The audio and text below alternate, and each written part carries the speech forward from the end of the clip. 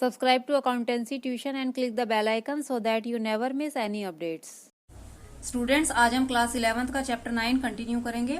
Last video में हमने trade discount and cash discount के टॉपिक को समझा था। अगर आपने वो वीडियो नहीं देखा है तो उसका लिंक आपको आई बटन में मिल जाएगा।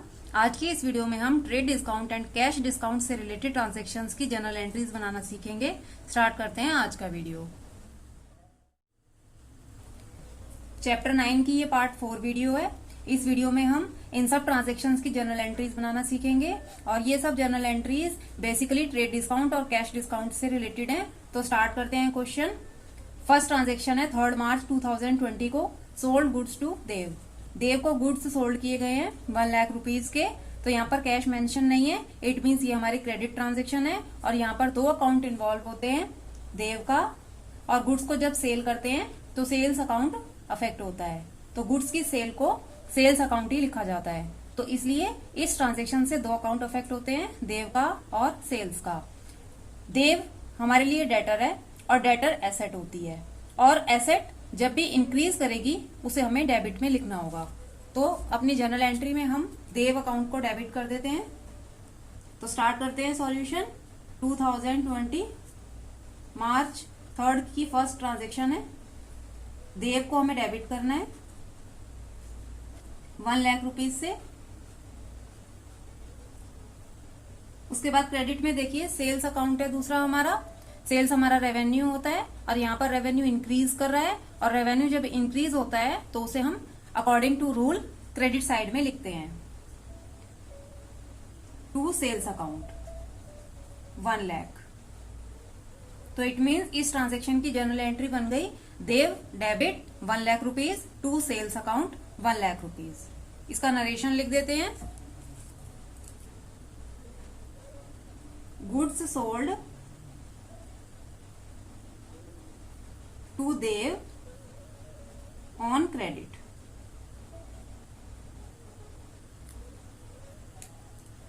नेक्स्ट ट्रांजेक्शन 5 मार्च को है।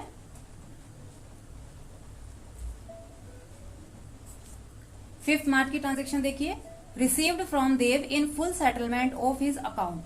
यहाँ पर फुल सेटलमेंट वर्ड लिखा है और जब कभी भी ट्रांजेक्शन में फुल सेटलमेंट वर्ड लिखा होगा इट मीन्स वहां पर कैश डिस्काउंट इंक्लूड होगा। तो यहाँ पर भी कैश हमें रिसीव हो रहा है और वो कैश हमें देव दे रहा है। तो इट मीन्स 2 अकाउंट अफेक्ट होंगे, कैश का एंड देव का। अब यहाँ पर कैश हमें रिसीव हो रहा है, इट मीन्स कैश इंक्रीज हो रहा है और देव हमारा डेटर है और डेटर ने हमें पेमेंट कर दी है। तो इट मीन्स देव हमारा जो डेटर है वो डिक्रीज हो रहा है। तो अकॉर्डिंग टू रूल हम डेबिट और क्रेडिट कर देते हैं। कैश अकाउंट हमारा इंक्रीज हो रहा है और कैश एसेट के नेचर का होता है और एसेट जब भी इंक्रीज करता है उसे हमें डेबिट साइड में लिखना होता है। तो हम सेकंड जर्नल एंट्री करते हैं कैश अकाउंट डेबिट। 98,000 रुपीज का कैश रिसीव हुआ है। देव हमारा डेटर है और यहाँ पर डेटर डिक्रीज हो रहा है और डेटर एसेट नेचर का होता है और जब एसेट डिक्रीज होती है तो उसे हमें क्रेडिट साइड में लिखना होता है। तो हम एक लाइन छोड़ के क्रेडिट साइड में टू देव लिख देंगे। देव ने हमें पैसे देने थे 1 लाख रुपीज के।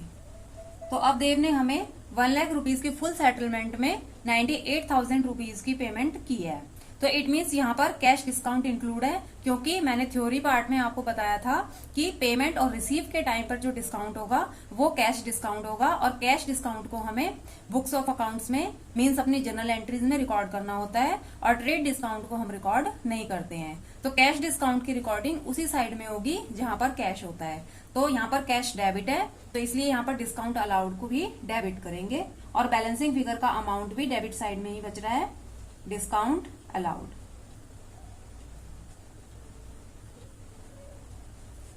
डेबिट 2000 का यहाँ पर डिस्काउंट हो गया। नरेशन लिख देंगे।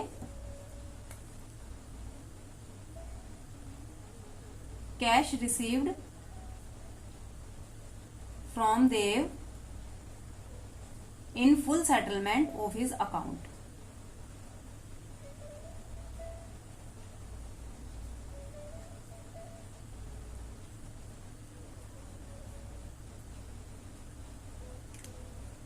नेक्स्ट ट्रांजेक्शन देखते हैं 6 मार्च को। Sold goods to Manmohan. अब यहाँ पर मनमोहन को गुड्स सेल किए गए हैं और वो भी क्रेडिट सेल किए गए हैं, तो इट मीन्स यहाँ पर भी sales account and Manmohan account effect होंगे। तो हम अपनी जर्नल एंट्री कर देते हैं। 6 मार्च को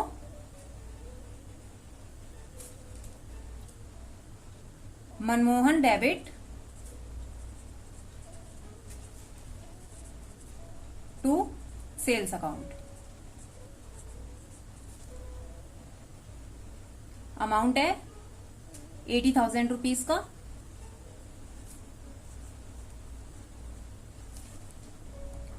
नरेशन लिख देते हैं, goods sold to Manmohan on credit. ये सेम लास्ट ट्रांजेक्शन के जैसे ही थी बिल्कुल। लास्ट ट्रांजेक्शन में हमने देव को गुड सेल करे थे और इस ट्रांजेक्शन में हमने मनमोहन को गुड सेल किए हैं। नेक्स्ट ट्रांजेक्शन देखिए, 8 मार्च को मनमोहन रिटर्न गुड्स। अब मनमोहन ने गुड्स वापस कर दिए, तो इट मीन्स ये सेल्स रिटर्न है। 1,000 रुपीज के गुड्स वापस आ गए हैं। तो यहाँ पर भी 2 अकाउंट अफेक्ट होंगे, सेल्स रिटर्न का एंड मनमोहन का। सेल्स हमेशा क्रेडिट होती है और सेल्स रिटर्न हमेशा डेबिट होती है। यहाँ पर रेवेन्यू हमारा डिक्रीज हो रहा है और जब रेवेन्यू डिक्रीज होता है तो उसे हमें डेबिट साइड में लिखना होता है। तो सेल्स रिटर्न का अमाउंट डिक्रीज है और यहाँ पर जो मनमोहन हमारा डेटर है वो भी यहाँ पर डिक्रीज हो रहा है क्योंकि ये गुड्स रिटर्न हो गए हैं। तो इट मीन्स यहाँ पर हमारा एसेट भी डिक्रीज हो रहा है। तो हम according to rule debit and credit लिखेंगे। 8 मार्च को ये जर्नल एंट्री हो रही है। Sales return account debit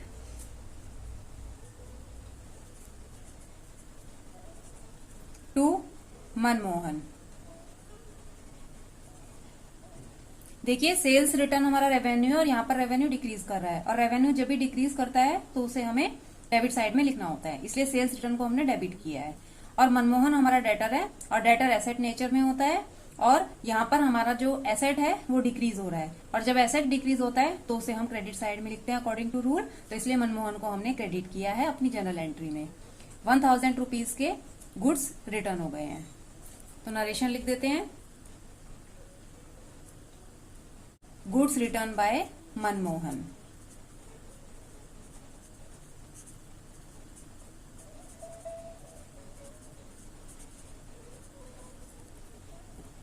next transaction देखिए, 15 मार्च को received from Manmohan in full settlement of his account. अब यहां पर भी फुल सेटलमेंट वर्ड लिखा है तो इट मीन्स यहां पर भी कैश डिस्काउंट इंक्लूड होगा। तो कैश रिसीव हो रहा है तो इट मीन्स कैश और मनमोहन कैश दे रहा है तो मनमोहन अकाउंट और कैश अकाउंट अफेक्ट होगा। कैश रिसीव हो रहा है तो इट मीन्स कैश हमारा इंक्रीज हो रहा है और मनमोहन हमारा डेटर है तो ये मनमोहन हमारा पेमेंट कर रहा है तो इसलिए डेटर हमारा डिक्रीज हो रहा है। तो अकॉर्डिंग टू रूल हम डेबिट और क्रेडिट कर देंगे और डिस्काउंट के लिए हमें स्पेस छोड़ना है। जिस साइड पे कैश होगा उसी साइड पे डिस्काउंट आएगा। तो स्टार्ट करते हैं जर्नल एंट्री। 15 मार्च को रिसीव्ड कैश हो रहा है, इट मीन्स कैश इंक्रीज हो रहा है और कैश हमारा एसेट होता है और एसेट जब भी इंक्रीज करता है हमें डेबिट में लिखना होता है। तो कैश अकाउंट और डेबिट। कैश के साथ ही डिस्काउंट आता है और यहाँ पर फुल सेटलमेंट वर्ड लिखा है तो इट मीन्स यहाँ पर डिस्काउंट भी इंक्लूड है, वो भी कैश डिस्काउंट वाला, और कैश डिस्काउंट को हम रिकॉर्ड करते हैं तो हम लिखेंगे discount allowed.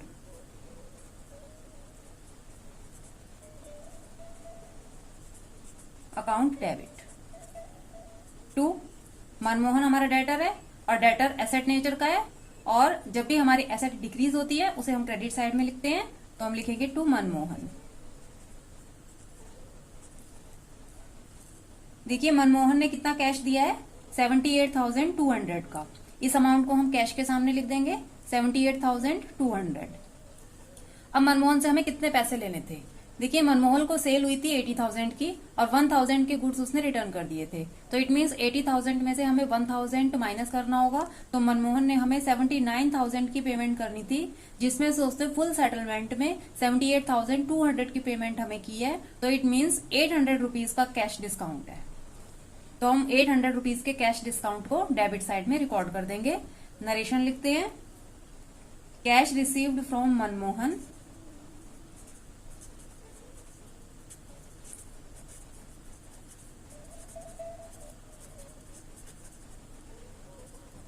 In full settlement of his account.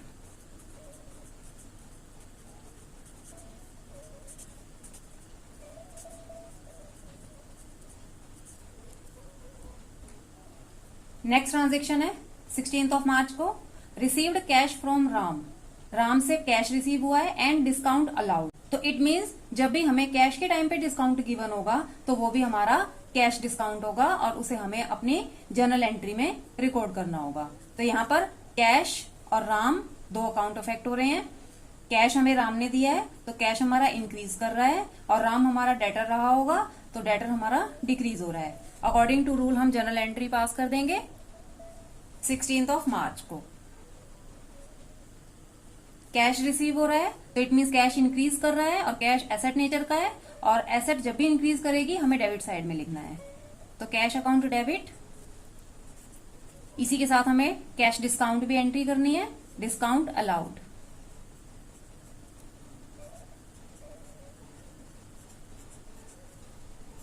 और ये कैश हमें किसने दिया है? राम ने दिया है।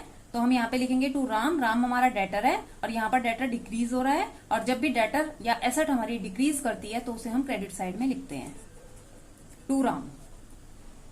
तो कैश रिसीव हुआ है राम से 19,500 का और डिस्काउंट का अमाउंट हमें गिवन है 500 का। तो इट मीन्स राम से हमें 20,000 रुपीज लेने थे जिसमें से उसने फुल सेटलमेंट में हमें 19,500 की पेमेंट की है। अब हम इसकी नरेशन लिख देंगे। Cash received from Ram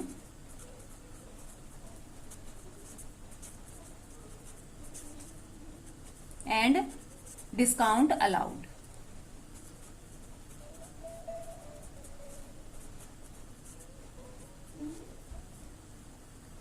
next transaction देखिए 20th मार्च को, पेड कैश टू पवन। अब यहाँ पर हम पवन को कैश की पेमेंट कर रहे हैं and discount received from him और वो हमें डिस्काउंट दे रहा है 300 रुपीज का।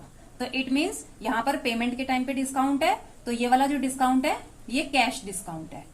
तो इस ट्रांजेक्शन से दो अकाउंट अफेक्ट होंगे, कैश का एंड पवन का।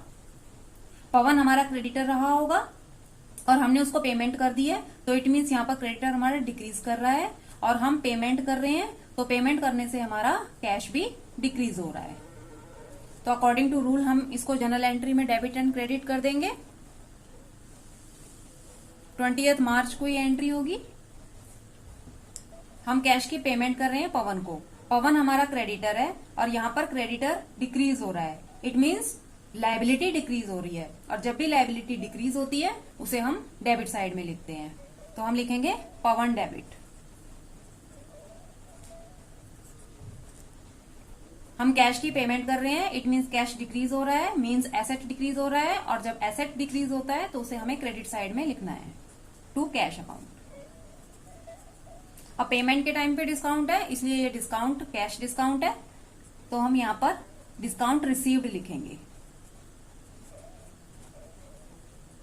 जो डेबिट साइड वाला डिस्काउंट होता है वो डिस्काउंट अलाउड होता है और जो क्रेडिट साइड वाला डिस्काउंट होता है वो डिस्काउंट रिसीव्ड होता है जो हमें पेमेंट करने के टाइम पर मिलता है। तो पवन को पेमेंट करी है कैश की 4700 की, तो 4700 हम कैश में लिख देंगे और 300 का डिस्काउंट हमें रिसीव हुआ है तो इट मीन्स डिस्काउंट में 300 लिख देंगे।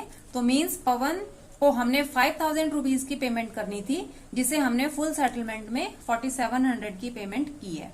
नरेशन लिख देंगे।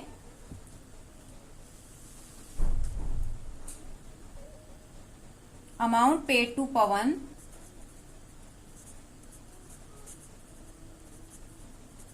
And discount received.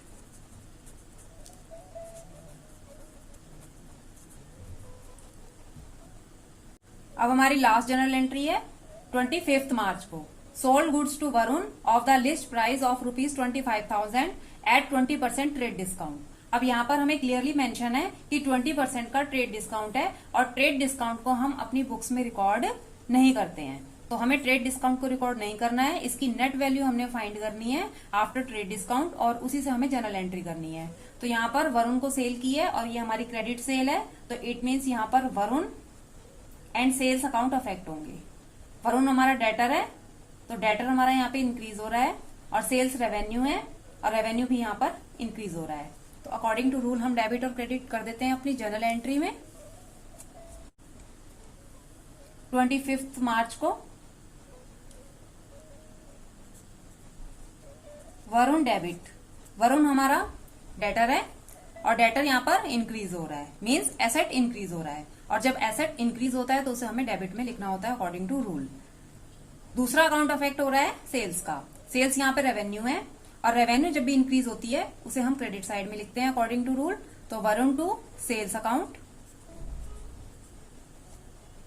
अब हमें नेट वैल्यू कैलकुलेट करनी है। 25,000 का 20% हम कैलकुलेट करेंगे तो आ जाएगा 5,000 का अमाउंट। 5,000 का अमाउंट ट्रेड डिस्काउंट का है। 25,000 में से 5,000 माइनस कर देंगे तो नेट सेल का अमाउंट 20,000 आ जाएगा। 20,000 के अमाउंट से हम एंट्री पास करेंगे। नरेशन लिख देते हैं। Goods sold to Varun at 20% trade discount. Narration में हम मेंशन कर सकते हैं, बट ट्रेड डिस्काउंट को हमें अपनी जर्नल एंट्री में शो नहीं करना है। तो इस तरह से आज की जर्नल एंट्रीज में हमने सीखा कि कैश डिस्काउंट को हमें किस तरह से रिकॉर्ड करना है और कौन सी साइड में रिकॉर्ड करना है।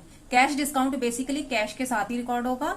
अगर कैश हमें रिसीव हो रहा है, मींस कैश डेबिट हो रहा है, तो डिस्काउंट अलाउड डेबिट होगा। और जब हम कैश की पेमेंट करेंगे तो इट मींस कैश क्रेडिट होगा, और उस कंडीशन में हमें डिस्काउंट रिसीव्ड होगा और हमें डिस्काउंट रिसीव को क्रेडिट करना है।